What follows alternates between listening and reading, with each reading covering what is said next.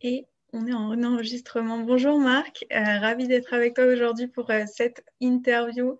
Bienvenue. Est-ce que je peux te laisser te présenter?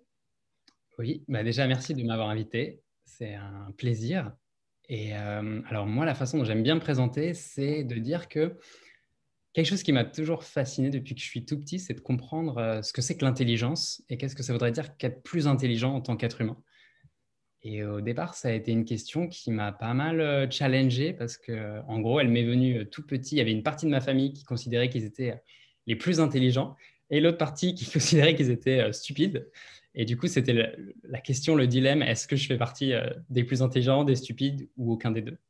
Et donc, c'était un petit peu subi. J'ai vite compris qu'il fallait que je réussisse très bien mon parcours académique pour que je valide voilà, que j'étais intelligent. Et du coup, c'est ce que j'ai fait. J'ai voilà, bien réussi à l'école, atteint les grandes écoles. Et puis, à ce moment-là, en fait, je me suis dit, voilà, cette question de l'intelligence, ça y est, c'est fini, j'ai validé, etc. Et en fait, pas du tout. Ça a été l'inverse. Au contraire, je me suis dit, mais ça ne me parle pas trop de me dire que je suis intelligent parce que je sais calculer plus vite et mémoriser mieux que les autres.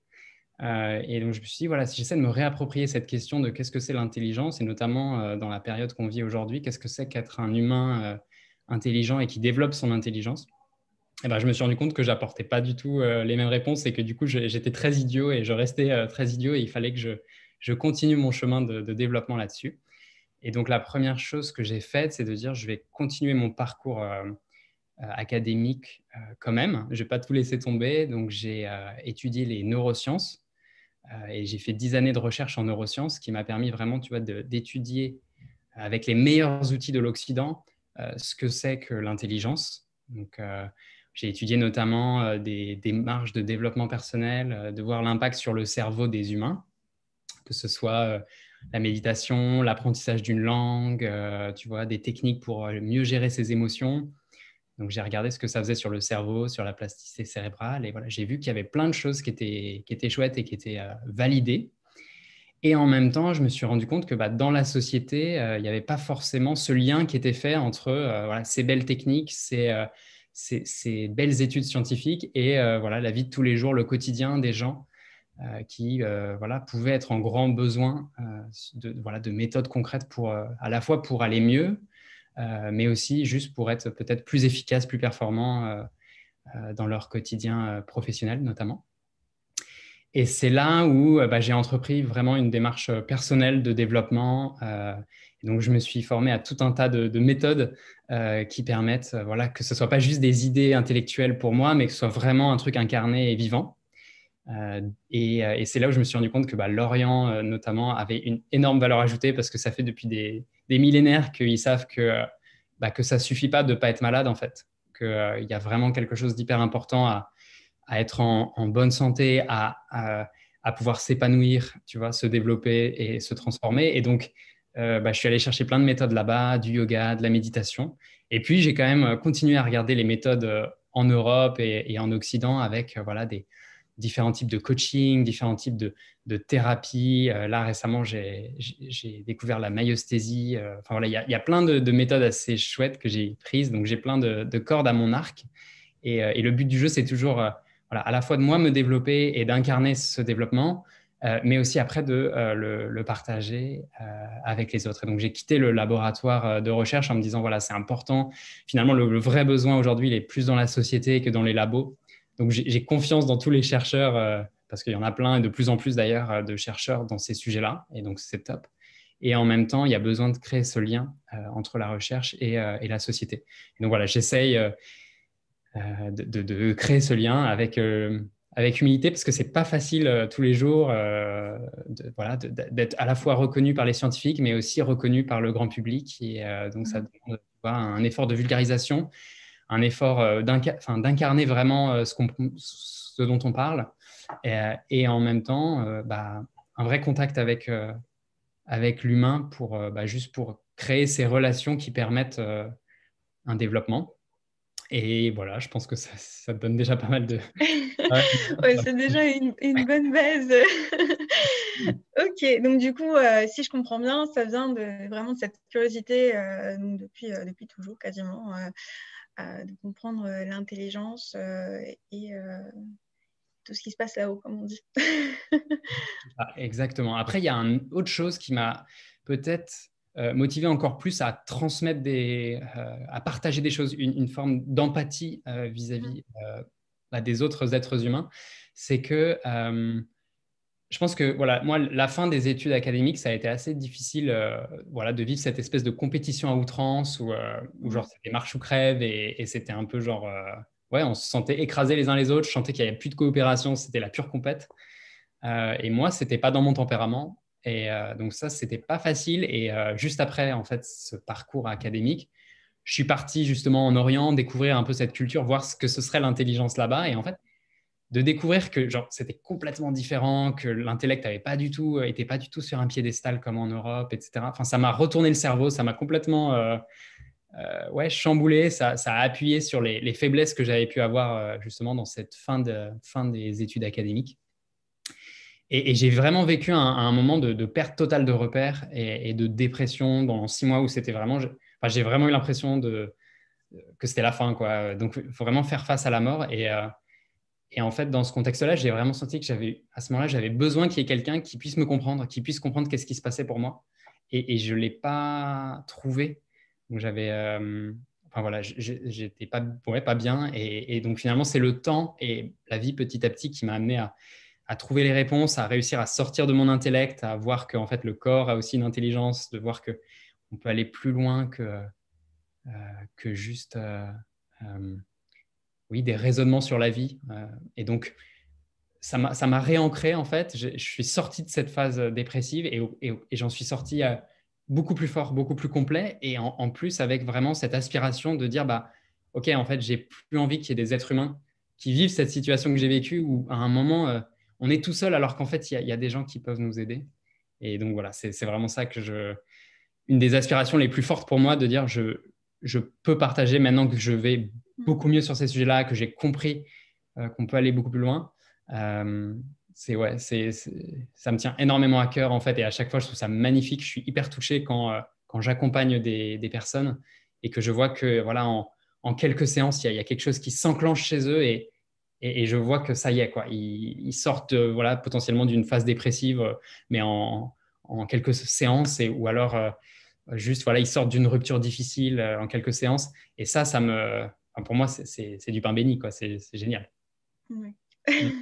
Une vocation de thérapeute, du coup, si je comprends bien, qui provient en fait de ton parcours personnel, de ton cheminement à toi, et donc pour partager maintenant avec les autres. Oui, carrément. Carrément. Et donc, tu vois, c'est à la fois intellectuel, mais à la fois très émotionnel aussi, en fait. Il n'y a pas que l'intellect ou que l'émotionnel. Et en fait, je n'ai pas vraiment fait exprès. C'est plus ou moins fait au fil de l'eau. Naturellement.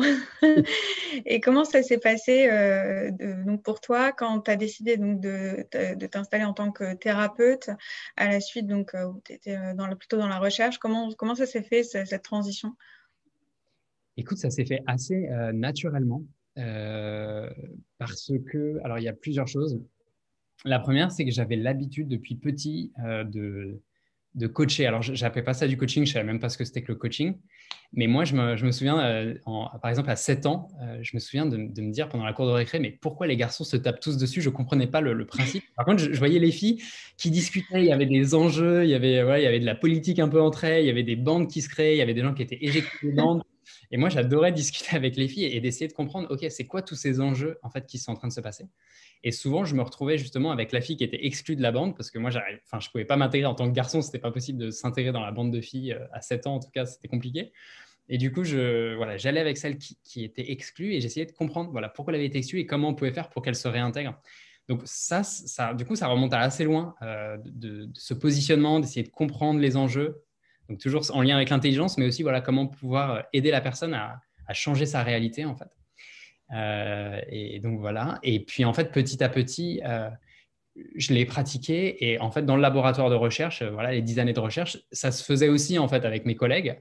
Alors, c'était pas forcément facile parce que la hiérarchie est très présente dans les laboratoires de recherche. Donc, c'est compliqué tu peux pas donner des conseils à tout le monde ou juste poser des questions en fait qui seront pas forcément bien perçues par la hiérarchie. Mais du coup, moi, ça m'a permis petit à petit, si tu veux, de continuer à faire ces démarches. Et à un moment donné, je me suis dit, bah, OK, il faut que je me jette à l'eau. Et moi, le déclic, si tu veux, ça a été la découverte des coachs américains, où là, je me suis dit, OK, là, ils me disent, OK, est-ce que tu vis vraiment la vie que tu veux? Est-ce que tu suis vraiment ton enthousiasme et ton épanouissement, ou est-ce que tu fais ce que tes parents t'ont poussé à faire? Et là, je me suis dit, bon, OK, si je veux être vraiment honnête avec moi-même, il faut que je change. Il faut que je quitte le laboratoire. J'ai quitté le laboratoire. J'ai commencé à coacher tous azimuts, en fait, notamment ma famille, mes proches. Et puis petit à petit, Mhm. avec le bouche à oreille, ça a amené d'autres personnes. J'ai commencé à avoir plein de types d'enjeux. J'ai un peu trois types d'enjeux en vrai qui reviennent souvent. C'est la quête de sens, voilà, des Mhm. jeunes ou alors des plus âgés qui sont en quête de sens, qui se disent, voilà, ma vie ne correspond plus à mes attentes. En fait, j'ai changé et juste ma vie extérieure n'a pas changé, il y a un problème. Le deuxième type, c'est les gens qui sont en souffrance ou même en maladie. Donc, notamment, j'ai accompagné à l'Institut Raphaël, avec donc Alain Toledano notamment, j'ai accompagné des patients qui ont le cancer. Donc je te disais, tu vois, moi comme j'ai fait face vraiment à cette sensation de mort, ça me permet vraiment d'accompagner en profondeur des gens qui aussi vivent des maladies compliquées. Voilà, ça c'est donc les souffrances, les maladies. Et le troisième, c'est les équilibres de vie. Les gens qui justement se sentent un peu bousculés par l'incertitude et le monde qui fonctionne à 10 000 à l'heure. Et à un moment, ils ont besoin de retrouver un équilibre de vie. Et là, on peut travailler aussi, tu vois, de gagner en clarté sur qu'est-ce que ça voudrait dire pour gagner cet équilibre, mais de façon très sur mesure, tu vois, parce que tout ne fonctionne pas pour tout le monde. Et en même temps, je prends un peu l'éclairage scientifique de qu'est-ce qui a été validé pour tout le monde, justement. Quels sont les points communs, en fait, pour tous les êtres humains. Euh, voilà, je pense que ça répond un peu à ta question. Et puis, petit à Ouais. petit, je suis allé vers de plus en plus de professionnalisme, tu vois, avoir un cabinet. Mais voilà, ça s'est fait un peu au fil de l'eau. Il n'y a pas eu, genre, du jour au lendemain, un truc, tu vois, où je fais pas du tout d'accompagnement et après, j'en fais complètement. Ça s'est pas passé comme ça. D'accord. Oui, alors du coup, comment ça s'est passé au niveau de quand tu as décidé de quitter donc le laboratoire de recherche, tu as conservé ton poste pendant un certain temps avant de t'installer définitivement au cabinet. Donc tu m'avais parlé du fait que tu as coaché un peu donc, ta famille, tes amis, donc tes proches dans un premier temps, Ouais. et ensuite le bouche à oreille a fonctionné. Exactement, c'est exactement ça. Et petit à petit, tu vois, je me suis dit, OK, le bouche-à-oreille, c'est bien, mais en fait, ça peut être intéressant quelque part de jouer le jeu que les autres aussi jouent, parce que c'est important à la fois pour se connecter avec les autres thérapeutes, tu vois, donc notamment via Mhm. Skin, c'est une opportunité, tu vois, de créer une communauté et de se connecter, notamment par le monde digital, à d'autres praticiens. Donc il y avait cet enjeu-là. Il y avait aussi cet enjeu de créer plus de visibilité. Tu vois, aujourd'hui, Ouais. enfin, jusqu'à très récemment, je n'avais aucune identité digitale. Je pense que c'est aussi dans mon tempérament, c'est-à-dire que j'ai besoin de vraiment parfaire mon art avant de, quelque part, d'être visible, juste pour Mhm. voilà, préparer bien les choses, préparer bien les fondations. Et une fois que je sens que les fondations sont solides, c'est parti, quoi. Et donc là, je suis plus dans cette démarche. Et donc récemment, effectivement, j'ai fait un peu plus, tu vois, tout ce qui va être interview ou écrire des articles. Je vais bientôt paraître aussi dans certains journaux. Et donc, voilà, je suis plus dans cette dynamique. Mais encore une fois, mon objectif, c'est avant tout de bien faire ce que je fais, en fait. Au-delà de, tu vois, de faire la pub ou d'être visible, c'est vraiment bien faire ce que je fais. Et donc, le bouche à oreille, pour moi, ça reste au cœur du sujet à chaque instant. Ok. Et donc, oui, parce que j'ai vu que tu avais lancé récemment ta page Facebook que j'ai consultée, le site internet. C'est génial parce que c'est important aussi. C'est vrai que le bouche à oreille, ça peut être, évidemment, on le sait tous, c'est extrêmement important pour se faire connaître en tant que thérapeute. Maintenant, il y a les outils digitaux aussi qui permettent d'accroître encore plus loin sa visibilité. Et donc, tu as une stratégie par rapport à ça? Est-ce que tu te dis, alors au niveau des articles, j'ai vu que tu publiais des articles, du coup, c'est quelques-uns déjà sur ta page Facebook. Est-ce que tu as un plan d'action déjà en place ou ça se fait un peu au fil de l'eau? C'est une bonne question. Je pense que c'est un peu les deux. Euh, Ouais. dans le sens où, alors moi, spontanément, j'essaye toujours de suivre mon enthousiasme, en fait, de suivre qui me semble le plus juste sur le moment. Et du coup, parfois, le côté, voilà, publier un article par semaine, tu vois, avoir tant de followers, etc., c'est pas quelque chose qui m'anime, en fait, personnellement. C'est pas quelque chose qui m'enthousiasme. Ça peut enthousiasmer certains, et tant mieux, en fait, et trop bien. Mais moi, c'est pas le cas. Et du coup, je suis beaucoup plus à essayer de sentir, voilà, quand est-ce que c'est juste pour moi d'écrire quelque chose, quand est-ce que j'ai vraiment quelque chose à dire.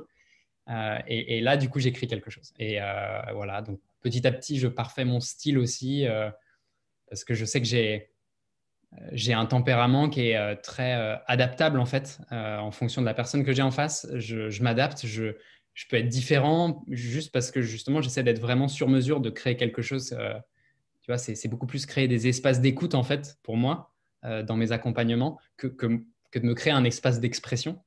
Et du coup, là, ça change complètement l'exercice, en fait, parce que là, c'est moi qui vais parler, donc par exemple aujourd'hui, mais même dans mes articles, en fait, c'est moi qui parle essentiellement, et c'est les potentiels coachés, ou en tout cas les autres, qui écoutent. Donc, tu vois, ça change complètement la dynamique, c'est hyper intéressant pour moi. Et en même temps, ça me demande de me dire, OK, c'est quoi l'identité que j'ai envie de me créer, et qui n'est du coup plus une identité complètement sur mesure, parce que c'est une identité qui potentiellement doit pouvoir parler à des milliers de personnes à terme, quoi, voire plus. Absolument. Est-ce que alors je change un peu de sujet, mais bon, est-ce que tu continues à te former actuellement donc pour enrichir encore ta pratique? Carrément, carrément. Au-delà de me former, même, je dirais, moi, à chaque instant, j'adore apprendre des choses. Et donc, j'adore apprendre des gens, notamment des coachés en général. Tu vois, selon leur contexte de vie, j'apprends plein de choses. Tu vois, si, là, par exemple, récemment, j'avais coaché des personnes dans une start-up. Bah, c'est complètement différent leur réalité que des personnes que j'avais coachées dans des boîtes du CAC 40 ou voire dans des hautes positions du CAC 40. Ou alors, quand je coach des gens qui sont plus pour un enjeu relationnel, que ce soit vis-à-vis de la famille ou vis-à-vis de leurs compagnons ou leurs copines. Voilà, je vais avoir plein d'enjeux différents et là, j'apprends en fait, tout simplement. Souvent, on dit qu'il faut un élève et un maître pour qu'il y ait un enseignement qui arrive. Et en fait, tu vois, dans le coaching, le coaché est autant l'élève que le maître. Et donc, c'est ça qui est aussi très beau à voir et juste de laisser place à cette réalité que la personne arrive avec tout plein de solutions. Voilà. Et après, pour répondre de façon peut-être plus explicite à ta question sur les formations, effectivement, moi, c'est toutes les dynamiques de coaching et notamment voilà, la thérapie cognitivo-comportementale récemment et puis la myosthésie. Là, je suis dans une démarche justement d'aller plus concrètement dans des formations parce que je trouve que c'est hyper pertinent et qu'il y a des outils là-dedans qui me rappellent un peu moi des éléments de ce que je fais, mais du coup qui me donnent aussi des nouvelles idées ou qui complètent ma palette à outils.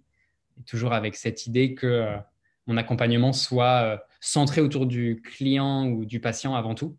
Et donc, du coup, que ce soit moi qui puisse avoir assez d'outils pour faire quelque chose de pertinent et pas que ce soit quelque part le patient ou le client qui s'adapte à mon style.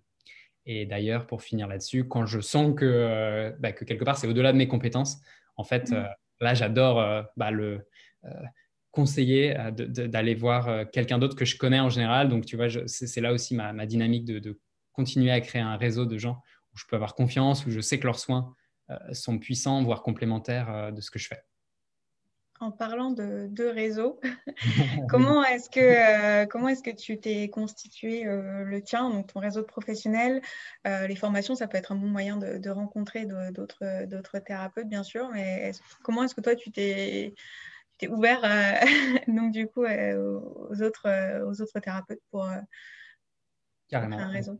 Écoute, c'est les formations essentiellement. Les Oui. formations, notamment, bah, là, je pense la Appreciative Inquiry, qui est un type de coaching où j'ai été formé là-dessus aussi.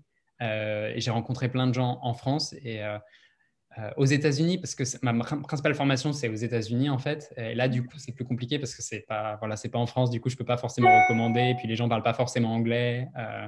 Donc, voilà, là-dessus. Euh, je- Mais sinon, il y a plein d'autres formations aussi. Tu vois, typiquement le yoga aussi. Ça m'a ouvert plein de portes et plein de gens parce que justement, comme c'est à la mode aujourd'hui, ces enseignements, je trouve différents types de thérapeutes, que ce soit, tu vois, des sophrologues, des gens qui font plus de la méditation, du MBSR, notamment ceux qui faisaient des études scientifiques avec ces enseignements.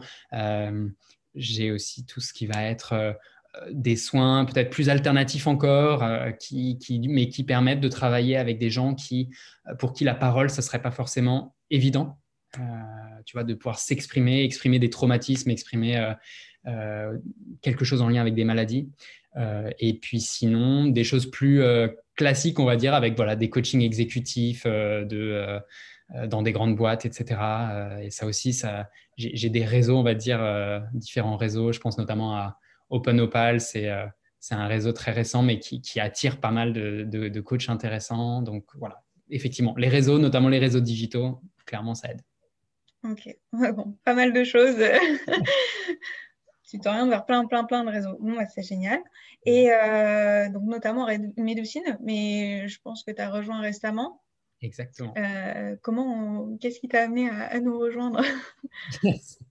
Écoute, il y a plusieurs choses. La première, c'est déjà, j'ai trouvé le nom très cool. Médoucine. Je me suis dit, waouh, les jeux de mots, tu vois. Et là, je me suis dit, waouh, ils l'ont bien trouvé. Ça parle et en même temps, on sent que c'est doux. Enfin, vraiment, c'est génial. Après, c'était mes premiers appels avec Catherine, l'équipe, où vraiment, je me suis dit, ouais, il y a une vraie douceur, une vraie écoute. Donc, je me suis dit, ça, c'est top. Et puis, petit à petit, Priska, et puis voilà, les différentes personnes avec qui j'ai pu interagir, où je me suis dit, c'est une super équipe.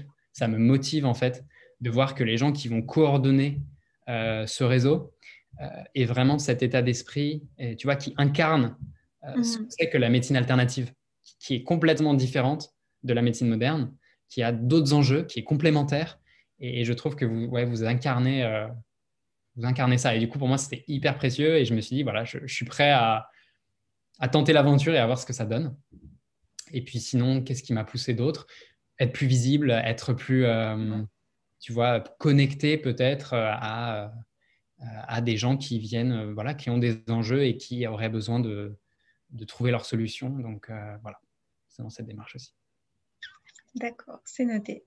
Est-ce que aujourd'hui tu rencontres aussi des challenges, toi, donc que ce soit dans ta pratique ou bien dans ton activité de thérapeute? Alors, des challenges, de toute façon, oui, on en a tous les jours. Après, spécifiquement en tant que thérapeute, moi, je dirais que le principal challenge, et peut-être ça amène sur un conseil, mais c'est de veiller à prendre soin de soi, en fait, parce que souvent, de plus en plus, je vois des thérapeutes, notamment là dans ces périodes de confinement, où en fait, ils ont de plus en plus de demandes et quelque part, ils oublient presque de prendre soin d'eux pour des bonnes ou des mauvaises raisons et qu'en fait, là, du coup, le service qu'ils offrent, tu vois, et la possibilité qu'ils créent est beaucoup moins forte pour leurs clients ou leurs patients. Et donc ça, c'est quelque chose auquel je veille. Ouais, je fais très attention à ça, tu vois, de ne pas surcharger mes emplois du temps de clients ou de patients, mais que du coup, ça soit au détriment de la qualité de ce que je propose. Donc, ouais, veiller à notre propre état avant tout. Et en fait, c'est à travers cet état qu'on peut créer quelque chose de chouette pour les autres. Super important. Ouais. Est-ce que tu aurais justement d'autres conseils à partager donc par ton expérience à des thérapeutes peut-être qui se lancent ou qui sont dans une période un petit peu compliquée et qui souhaitent vraiment faire grandir leur activité? Écoute, j'ai regardé pas mal les vidéos que vous avez déjà faites de ce type. Ouais. C'est vrai que les conseils sont super. Donc, en vrai, j'ai pas grand-chose à ajouter là-dessus. Donc, en vrai, regardez ce qui est déjà là. Déjà, ça, c'est peut-être un premier conseil. Il y a vraiment des belles vidéos, je trouve, que vous avez faites et il y en a beaucoup. Donc, c'est top. Peut-être un truc sur lequel j'insisterai tout particulièrement, en lien peut-être avec le premier conseil, c'est de veiller à la stabilité physique et la stabilité psychologique qu'on a. Parce que voilà, j'ai l'impression qu'il y a tout plein d'accélération dans le monde aujourd'hui. Il y a des enjeux, il y a de la violence, on le voit un peu partout. Le confinement, c'est compliqué pour beaucoup de monde. Et donc, c'est vrai que les gens qui viennent nous voir, c'est super important, je pense, puisse apporter cette stabilité psychologique et physique tu vois, au quotidien. Et ça, en fait, j'ai l'impression que c'est presque l'ADN de ce dont les gens ont besoin, tu vois, l'essence même de, OK, s'il n'y a plus ça, en fait, bah, tu vois, être joyeux, être performant au travail, prendre du plaisir dans la vie, enfin, tout ça, c'est même plus la question parce que si notre équilibre de base, si notre stabilité n'est plus là, ça va pas. Et donc, voilà, c'est le premier truc auquel je veille au quotidien. Et je dirais, c'est peut-être le seul conseil que je pourrais donner, en plus de tout ce qui a déjà été dit, que je trouverais pertinent. C'est noté. Prendre soin de soi aussi en tant que thérapeute. Vous êtes vous accompagnez, mais aussi prendre soin de vous, c'est important. Oui, exactement. Et là, je rebondis sur ce que tu dis, c'est que moi, j'aime bien aussi que, du coup, me faire accompagner par d'autres thérapeutes, donc notamment Oui. deux en particulier pour moi, et notamment voilà, un médecin d'acupuncture. Je suis voilà, passionné par l'Asie, par la Chine, donc ça, tu l'as un petit peu compris et oriental. Mais c'est vrai que c'est hyper inspirant pour moi de voir à la fois quelqu'un qui pratique un art différent sur moi, tu vois, de voir les effets Oui. et d'avoir aussi peut-être une forme de mentor qui permet de enfin, voilà, il est beaucoup plus âgé que moi et il me permet d'avoir aussi plus d'expertise, plus tu vois, de compréhension de qu'est-ce que ça veut dire accompagner quelqu'un dans son évolution. Mais donc, ouais, je recommande aussi de prendre bien soin de soi via se faire accompagner aussi. Et ben, c'est un super conseil. Dernière question, je pense, de ma part, parce qu'on est en début d'année. Forcément, tout le monde fait ses bonnes résolutions. Est-ce que, bon, sans parler de résolution, est-ce que tu as des objectifs pour cette année? Est-ce que des priorités? Donc, bien sûr, prendre soin de toi. Et sinon, sur quoi est-ce que tu souhaites vraiment te concentrer en 2021? C'est une très bonne question. Cette année, je n'ai pas pu faire mes résolutions parce que je n'étais pas avec ma famille pour pour le 1er janvier. Donc, je ne l'ai pas fait. Donc, je vais répondre de façon spontanée. Une bonne résolution pour cette année.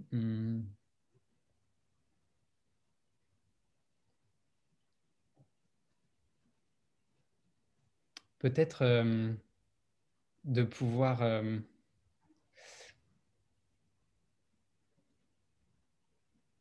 peut-être de pouvoir, si tu veux, partager encore plus ce que je fais et ce que je vois qui fonctionne.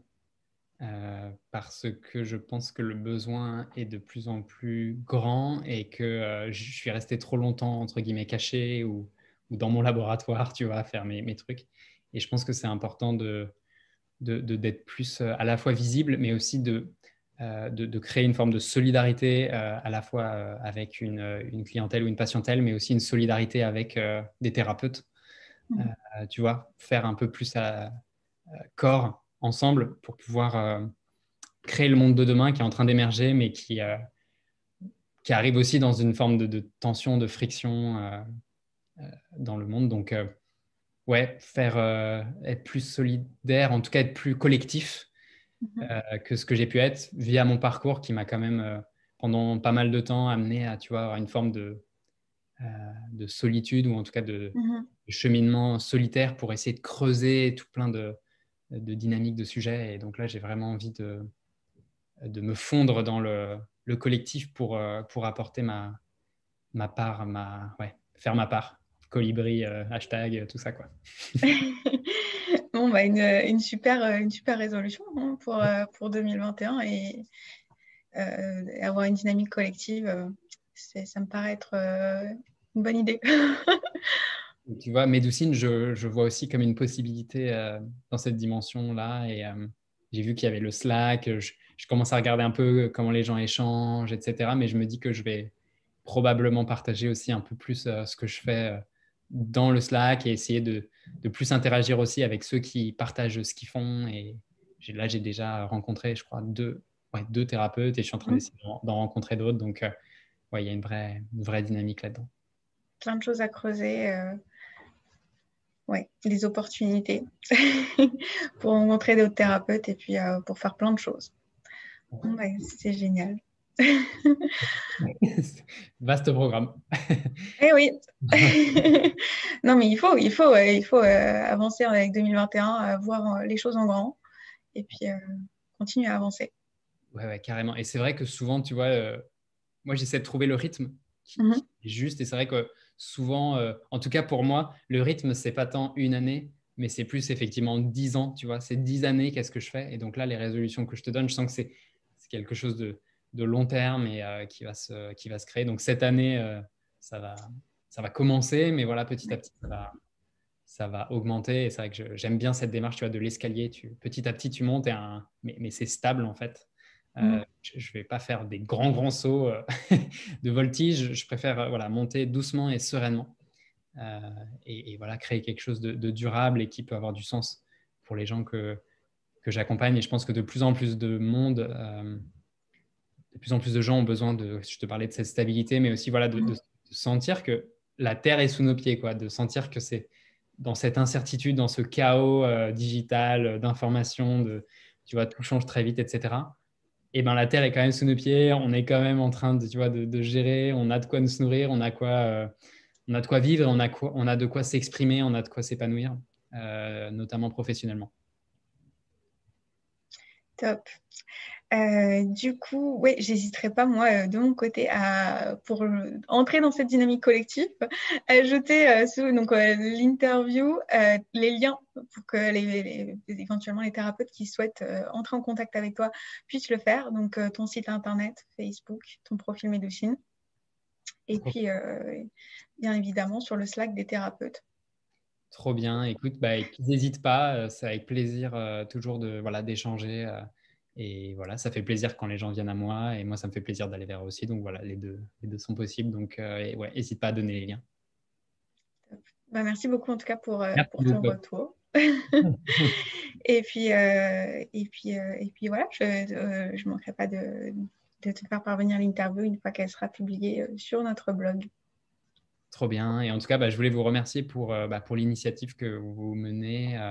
J'ai vraiment ouais, cette sensation que ça prend forme, ça prend corps, Médoucine. Et donc, voilà, je vous souhaite le meilleur pour cette année 2021 parce que ouais, je pense que les gens ont de plus en plus besoin voilà, d'avoir une offre qui se crée alternative, complémentaire de ce qui existe et qui puisse être effectivement légitime, crédible. Mhm. Pertinente, bien proposée, visible. Voilà, donc j'ai l'impression que vous faites un gros travail là-dessus. Donc voilà, vous m'avez donné d'intuitions déjà et voilà, je vous souhaite le meilleur là-dessus. Merci. Bon, bah, évidemment, le meilleur pour toi aussi, pour ton année 2021. Merci beaucoup. Écoute, à bientôt Caroline et À bonne très continuation bientôt. à toi. Merci beaucoup. Merci. Au revoir. Au revoir.